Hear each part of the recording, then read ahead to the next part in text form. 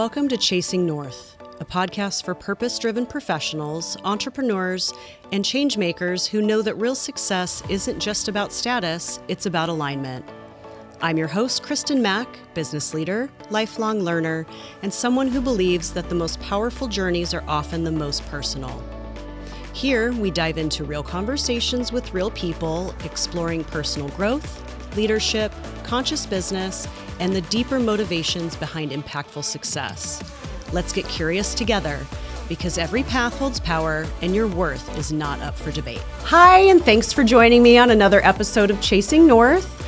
I am so excited. Today, I get to have a conversation with Stephanie Troy, and we go way back to when we were both little babies in the industry. I was an escrow officer at the time. I had maybe been doing it 6 or 8 months as an escrow officer, moving up from all the other positions I did before that.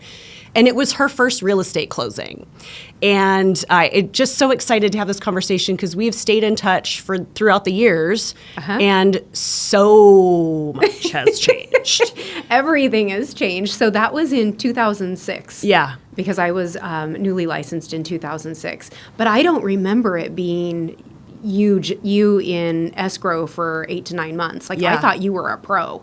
Well, I had been in the industry since 2002-03, but I had just moved into the escrow officer role. So I was an assistant before that, and I had an escrow officer that didn't really do a lot. So it was great. I learned very much quickly how to be an escrow officer. I think that you pretty much taught me how to work my transactions. Oh, that's awesome. Yeah, I because love we that. didn't have a mentorship program within my brokerage back then or anything, and I was just kind of thrown into real estate. I had no idea what I was doing. So thank you. And here we are now. Yes, and that's the difference between going to real estate school to get your license and pass a test versus actually getting into the industry. So I love that you brought that up. Getting into the industry, you were thrown into the industry. So why? Why real estate? I was looking for an avenue to be able to help people. I was always in the restaurant industry, and I just wanted to do something different for service. And my grandma would tell you that I would go and look at homes with them when they were buying a home when I was really little, and I always had so much fun doing that. Yeah. So it's always been something that I've kind of enjoyed doing, just looking at homes. Yeah. So one of my girlfriends decided to get her real estate license, and I was like, you know what? I think it's time for me to do the same thing. I love it. So we did it. And that's what it is, right? You just get to look at cool homes all the time. All the time. Yep. That's all it is. And very easy. Easy money.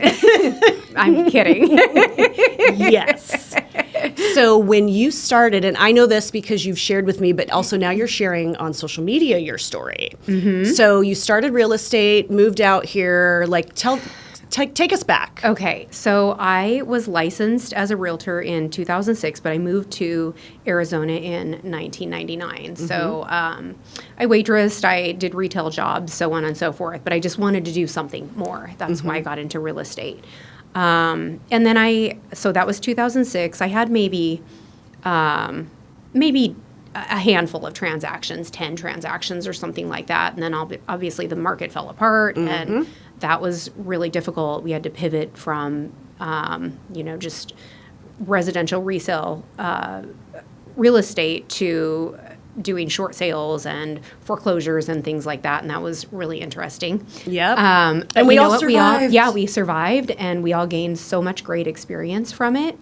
And then I took a couple of years off because I met somebody and I had a baby, and then I broke up with him. I ended my relationship with him. I got back into real estate a couple of years later, and that's when things really took off for me. So what changed? What was the transition from before your daughter and after your daughter? So after my daughter, I was in survival mode. Yep. And I had to make a living for us. I had to provide for myself and my daughter because we had nothing. So in 2013, so I had my daughter in 2011. In 2013, I was newly single. I had my daughter in tow. I had no money, literally I had $27 in my pocket. Oh, you Other than that, yeah. 27 whole dollars. I had nothing. Her dad had closed off the checking account that we had jointly together, so I couldn't pull any money from it. And I was in dire straits. So I had an old Nissan Murano that ran into the ground, and my daughter, and that was it. And for about 2 weeks, we had to stay with different friends, just in their extra bedrooms or living room or wherever we could stay. My mom ended up renting a condo for me in Scottsdale, thank goodness. And I didn't look back after that. I took a bartending job and got my real estate license reinstated. And then I started working on a really high volume real estate team. Yep. And that's when things really changed for me. And when I started working on that team, I was given leads. I was an inbound sales real estate agent. So I was given a pre-qualified lead, and I would have to work that lead and show them homes and get them to the closing table. Right. And I took that job really seriously. Yes, you did. I did. I remember. Because I had to provide for my daughter. Yeah. And I was in a situation where it was like, do I pay rent or do I buy food? Right. There are two options, and which one do I take right now? Yeah. So, and I will never be in that situation again. Yeah. So going through that is, I can't imagine. I mean, terrifying, right? You feel so helpless, but also you had to learn some stuff about yourself going through that. When you look back, like, how do you see that? How do you feel about looking at where you were and then how far you've come and like along the way? This day, like today, I look back and I'm like, wow, I actually did that. But it makes me want to cry. I get emotional every time I tell the story. I was actually, I was in a mastermind yesterday with a wonderful group of women, and I was asking them, like, how do I not cry every time I tell this story? And they're like, no, like, you're so authentic when you tell it. Like, this is good. Yeah. That you're emotional. Feel those every emotions, time. baby. Let them go. Yeah. I mean, I'm almost crying now, and you've heard the story. But, back then, like, I think I became, like, numb to the feelings that I had because I had to make it work for my daughter. Yeah. And she's everything for me. Yeah. So, and even to this day, I've set myself up. I'm in a much better place. I own a home now and have savings and all sorts of things. But, she's the person that I work for. Yeah. Yeah. And so now you're getting me emotional too. Just compose myself here. Emotions are great. They're good. Yeah. So how old is your daughter now? So she is 14. Yeah. And I've asked her if she wants to be a realtor, and she says no. Okay. All right. So now is passing on the database to the daughter. Right. Got it. However, that was about 2 years ago. But this last summer, she actually told me, I see what you're doing, and I'm kind of interested in it. Oh. Because, yeah. That's fun. And she has expressed to me that she knows what I have done to get us to the point that we're at. So, when in 2013, when I reinstated my real estate license and realized I have to get my life on track, I had no credit, or that's not true. I had no money, but I had horrible credit. So I had to reverse all of my poor credit and, save money to be able to buy a house for us and all sorts of things. Yeah. So she has seen what I've had to do to make sacrifices for myself, and even for her sometimes. Yeah. To get us to the point that we're at right now. Yeah. And so through all of that, you had to learn a lot about yourself, right? I mean, you kind of have to just go. But as you continue to move through and progress in life and have different sorts of chapters or levels, so to speak, are there points where you remember going, I cannot believe I'm here. I can't believe I've gotten that. Like, are there ever moments where you feel like you don't deserve it, or you're not worthy, or are you just like, this is all mine and like, here I go? I don't ever feel like, oh my gosh, I'm not worthy, because I have worked so hard to get to the space that I'm at. There were many years that I would spend Friday nights and Saturday nights and up until midnight writing offers. So that was a lot of sacrifice for me for a personal life. Yeah. And so I've never felt like, oh my gosh, I'm not worthy of this. But I've definitely learned a lot, and I've learned what's important for me versus what's not important to me. Like the late nights, that is not important to me. Yep. But raising a daughter who is happy and healthy and thriving, that's what's important to me. Yeah. And then also taking care of myself. That's also something that's become very important to me. And yeah. Were you able to, are you able to easily set a boundary now? And has that always been easy for you, or is that something that you've had to work at? Boundaries are a work in progress for me. Okay. There are different boundaries for work versus like personal relationships. And sometimes if I feel like something is uncomfortable or uneasy, I do have to take a step back and separate myself from whatever that situation is. It could take a few days. It could take an hour. Yeah. And I really have to look at that situation and decide if that's something that I want to move forward with or not. Yeah. But boundaries could include sacrifices for myself. It could be working with clients. And that's something that I have had to set boundaries with. And I have become pretty good at it. If I don't want to work with somebody, now I don't have to. Yeah. So. And that has to feel good to say that, because when you have $27 in your pocket and you're living at friends' houses, you take every client that comes in, regardless. 100%. It does.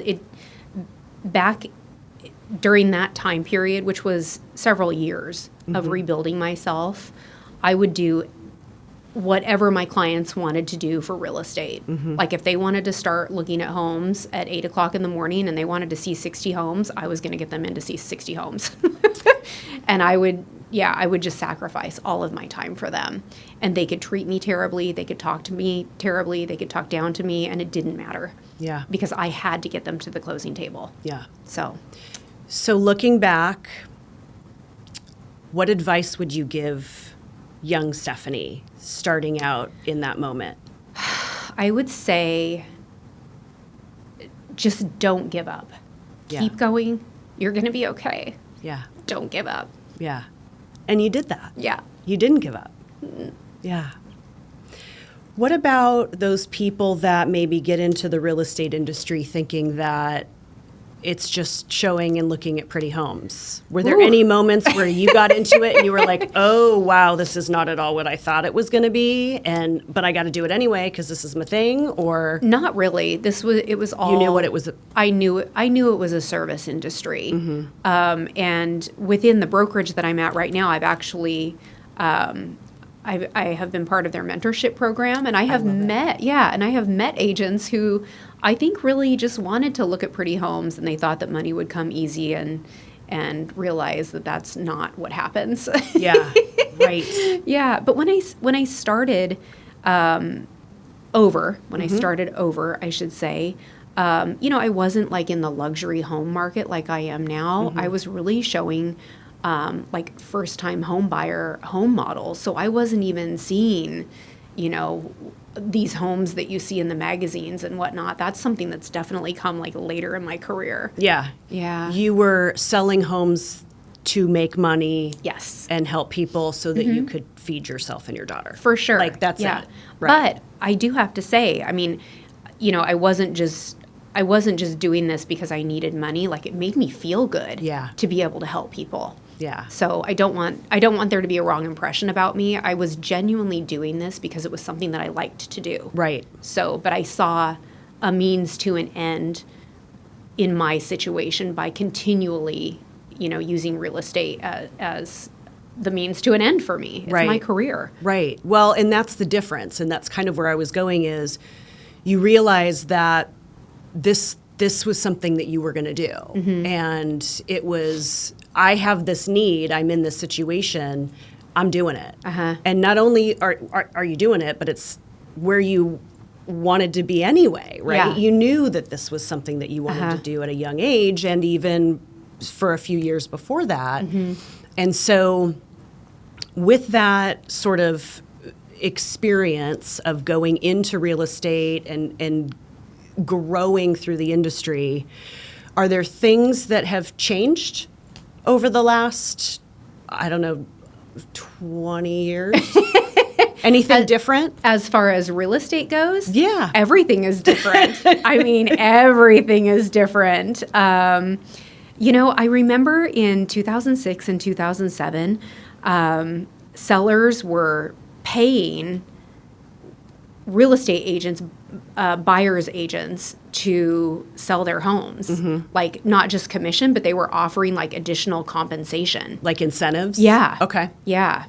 And I remember thinking during that time that this can't sustain itself. Like, the home buying and home selling process was just not sustainable. And then everything fell apart. And so, You were right. And yeah, but I didn't realize it at the time that something like that could actually happen. But I was like, this can't be a sustainable model in real estate. And here I am, a new agent, thinking like, this is not this is not something that can continue on. Yeah. And be good for people. And I think it was probably when I got back into it in 2014, we really saw a lot more buyer activity again after the market crash. And there were a lot of buyers calling lenders directly to get pre-approved. And that has come to a screeching halt. Yeah. Yeah. Yeah. What's changed about that? Well, the interest rates, I think cost of living, Yeah. and housing prices. Yeah. So I think that all of that in one has really affected the housing market. Yeah. Yeah. And we've had to pivot as realtors to work through all of that. I was just going to ask, so what are you doing? Because it's still your career and you still, I assume, need to make money, right? Absolutely. We've got bills to pay and Yeah. things to do and dreams to achieve, right? Absolutely. So how are you pivoting and navigating that shift in our market? So a lot of my focus has been on my past clients, and I really nurture them. And these are people who are now my long-term friends and clients, and I will always have a sustainable business because of my past clients and their referrals, and then their repeat business, which has been great. And I really tend to nurture them. And this is the same thing I've done for years. So is just continuously nurturing those same people. So my business hasn't really changed much. Aside from the price point that I'm serving is a little bit higher, but that's the natural progression of starting out with a first-time home buyer in 2014 or 2015, and then they call me in 3 years to sell that home, and then they're going to buy another home, and then in 2 more years they want to sell that home or keep that home as an investment property and then buy another one. So it's just the natural progression of real estate and my relationships with my clients. Yeah. So, but I also maintain really good relationships with my lenders. Yeah. And I have a couple of different lenders that I receive referral business through, and then that I also give the referrals back to. Sure. And, you know, we have created great relationships. Yeah. Yeah. So what I'm hearing is it's relationships. It is. And you've got to be really good to your people. Yeah. You need to be great to your current clients, your past clients, your title relationships. Like, you and I have worked together for a long time. We have. We have. Yeah. Yeah. And lender relationships. I even have agents, other real estate agents in other states who send me business here. Right. Because they know that they can count on me. Right. So. And you probably nurture those relationships too. Absolutely. Yeah. Yeah. All of them. How do you do that? How do you keep track of all of them? How do you do that? You just put reminders in your calendar, or how does that work? Oh, well, you won't want to hear this, but I didn't have a CRM for a very long time. You're the only one. I am. No, you're I'm not. But other people in the industry, they're like, you don't have a CRM? Mm-hmm. No, and I don't even put everything on my calendar. Yeah. I remember it. Yeah. And I will text my past clients, and I just stay in front of people just by text or phone call or pop-bys. So wait, you still don't have a CRM? I actually do now. Oh, okay. Yeah. I was like, that's amazing. This is recent, though. Okay. Okay. Like how recent? Like in the last couple of months. Stop it. That's amazing. I don't know how you kept that all straight, girl. Yeah. You must have a really great memory and brain up there, because that's not how mine works. No, You're just good at keeping in touch. That's really cool. Yeah. And I think that, I don't know, it's just maintaining the relationship. Mm-hmm. So the other thing that I like to do also is I like to add all of my clients on social media because I want to see what they're doing. Mm-hmm. And that's another really easy way to stay in contact with your clients. Yep. So yeah, that is another little piece of advice for realtors. You'll know when it's their birthday if they put it on there. You'll know when someone's graduating, or if having a baby, something bad has happened, you can reach out. I mean, there's really, and it can be overwhelming depending on how many people you have on there, but if you're paying attention to what's going on, and I was just talking about that with somebody else earlier, that it's about the connection. Yeah. If you pay attention and you show that you care, people want that. We all want to connect. And so I think that for me, in the conversations that I have, people that are successful in anything they do, real estate sales, of course, title, of course, but I mean, in anything you do, if you build solid connection and you pay attention, people remember you and they want to work with you and they want to send people to you. And it's such an organic way of growing business, and it makes me feel good. Like I love connecting people. So interesting. I love it. Yeah. So when you're doing mentorship, you said that you're part of the mentorship program. What does that look like? Do people come to you and sign up? Like, I'm a brand new agent, I want help, or is it a requirement? Do they interview? Like, tell me how that process works. So I'm not actually in the mentorship program now. Oh, okay. And that's only because I did have a time in my real estate career this year that I was too busy to be able to assist agents like I needed to. Got it. But I am willing and open to explore this again. But typically, I've had a couple of different things happen. I've actually had agents follow me on social media and start talking to me about my brokerage, and then they want to know if they can come work with me. I've had a few people do that. And then I've had connections within my brokerage also. Okay. So if somebody, is interested in my brokerage, which is my home group, they do have a wonderful mentorship program, and they can refer an agent to the fit that they may think is best for them. I love that. As far as another agent goes. And mentorship is probably the best thing that a new agent can do. Would you recommend that all new agents probably have a mentor? Absolutely. Absolutely. Because when you go through real estate school and you get your license, you're like, what now? Mm-hmm. People don't just flock to you to buy homes. Right. Maybe in like 2020. Yeah. But this is not happening anymore. So you've got to be able to figure it out. Yeah. And a mentor, sorry. No, you're good. A mentor is your best option because they have been there and they've done that. Yeah, and I think what I find is you'll get one or two, right? A family member or a family friend, or mom's at pickleball and she tells someone, you'll get a couple, but that doesn't teach you how to build a sustainable business. You need some systems. Yeah. Even if you just implement them now. But to build a sustainable business, and I was just having this conversation at a brokerage earlier this week, and she asked the entire room this question, if you walked away from your business right now, what would happen? Would you be able to sell it, right? Could you continue to get leads from that to give to somebody else? Like, what's your long-term goal? You've got to think about that because that's where the money is, right? And so for you guys, I think it's so cool, and this is what I've always loved about real estate, is you guys can network with your own everybody's a potential client, even other licensees, because they can refer business to you and still get a referral fee, right? Absolutely. So it's so powerful to really understand how all of that fits together. And they don't teach you any of that in real estate school. None of it. Because I went to real estate school and had my license, so I can say that, I know.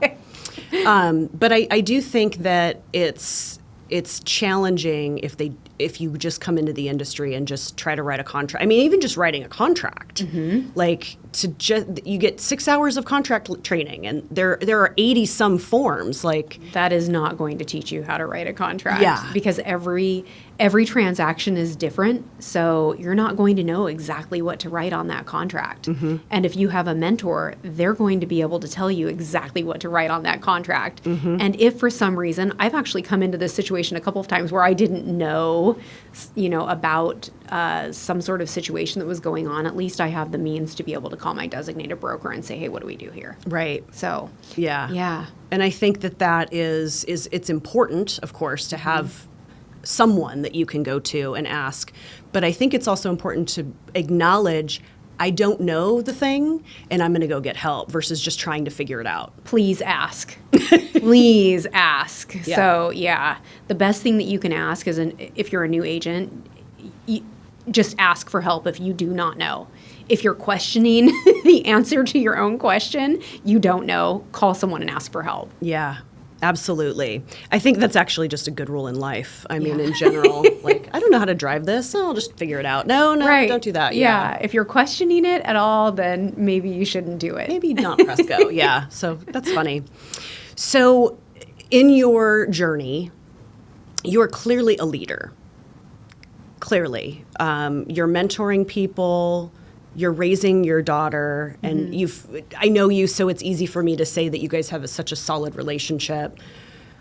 What do you think has been like a moment where you really just realized, I am in alignment? I'm doing what I'm meant to do. I'm here. So this is actually pretty recent. This summer, about 2 months ago, I had a moment, and I was like, I have always wanted to be in the philanthropy space. How can I use my real estate business to get there? Because I'm not a billionaire. Yes. I'm not a celebrity. Not yet. Yeah. Maybe after this I will be. Oh. All 8 of you that are watching this. Yeah. But, a wink. But, I've always really wanted to be in this philanthropy space, and I haven't felt like I was able to do the things that I actually wanted to do. And I decided to partner with UMOM, which is a nonprofit that supports single moms and family in need here in Phoenix. So every closing that I have for the next year, and probably beyond that, because I'm doing some other things with them as well, I'm sending them $300 from every closing that I have for the next year. I love that. Yeah. So, and this is just out of my pocket. Like this is just me wanting to do something else to give back. And then I also committed to not just a monetary donation, but volunteering with them once a month too. I love it. So I volunteered for their Christmas in July event and handed out school supplies and toys to the kids, and that was really fun. And then I actually volunteered for cleanup because nobody had volunteered for that. So I was like, clearly someone needs to do the cleanup. But it was kind of cool because the kids were still there, so I got to participate in all of the things. Yeah. And then this month I'm doing, I'm volunteering in their dining hall one day. Yeah. So I'm trying to get my hands in everything that they do to help these women and families. Yeah. So. Is there a personal connection to that sort of a There is. nonprofit? Well, there is, just in the fact that I am a single mom. I was in dire straits in 2013. I wasn't at the point where I needed the help that UMOM provides. However, I needed help. So I just, being able to give back to a similar situation is what makes me feel good on the inside. So I knew that was my calling. Yeah. Yeah. So you're there. I'm there. You found like being able to incorporate that philanthropy into your life, into your routine on a regular basis. You're like, this is alignment for me. This is alignment for me. Yeah. But I have dreams to do bigger things still with it. What does that look like? Oh, I can't tell you yet. Oh, okay. Well, if we lean closer to the microphone, I know. then it's a secret. I no know, one else it's can a hear. secret. I'll just whisper it. I have such big dreams and big goals, but I knew that I had to start with Arizona. Mm-hmm. I'll leave it at that. Oh, that's cool. So that's where I'm at right now because I do live in Arizona. Mm-hmm. But I am hoping to take this on a bigger level. Yeah. At some point, I just need to figure out how to do that. What that looks like. Yeah. That's very cool. Yeah, maybe a 5-year goal. Love it. Or maybe a 1-year goal. Ooh, we'll see. Love it. Yeah. So you said goal, so I just have to ask, are you someone that is goal driven? You set your goals, you've got like your 1 year, 5-year, like how does that process look for you? I'm not. No? I have so many ideas in my mind, but I kind of go with what feels right at the moment. Okay. So I don't necessarily have something like, in 30 years, this is where I need to be. I'd actually be 80, so that'll be interesting. But, I go with what feels right at the moment. And then I have to take my other goals and just kind of like put them in a space and kind of park them and then refer back to them. Yeah. Because I have so many different ideas. And sometimes I feel overwhelmed by them. Sure. Yeah. And do you write them down, or is this just like your CRM where it just stays in your head? I have that also. But I actually, I bought myself a journal a couple of years ago, and I do write my goals down because then I can refer back to it, and I'm like, oh, this is something that I really do feel passionate about. And, I wrote this down a couple of months ago, and this really kind of goes hand in hand. So maybe this really is something that I'd like to work on. Okay. Yeah. How often do you kind of go back through and review it?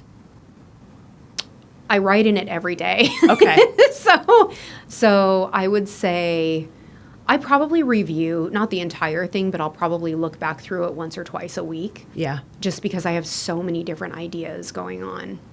I love it. Yeah. Is there an idea that's like right in the forefront right now that you're making happen, that you're implementing? What's that? Yeah. So I applied. If you're comfortable sharing. I don't know if I can, but I think I can because it's just me. It's just me moving forward with all of this. So I named my giving program Keys for Hope. And I decided that I just wanted to have my own foundation. So I applied for that this last weekend. No way. I did. That's amazing. Yeah, and it was approved. So I'm in the process of getting my EIN number and putting all the documents together for that and whatnot, so that at some point I could actually have, people or companies or whatever it looks like at the time, donate directly into my foundation, and then I can transfer those funds and send them over from my foundation directly over to UMOM. And it's a nonprofit. Right. You realize what you just did, right? What did I do?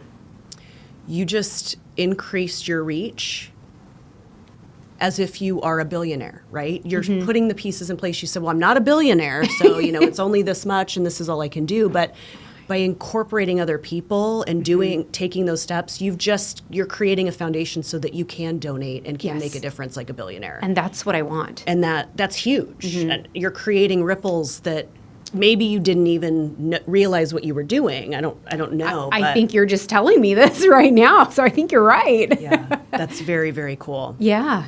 I love it. It was a moment that I was like, I just want to do this. I did a bunch of research on it too. And I just decided, I think this is the right option. I may not actually do anything with it today or tomorrow, but this is something that I could utilize in the future.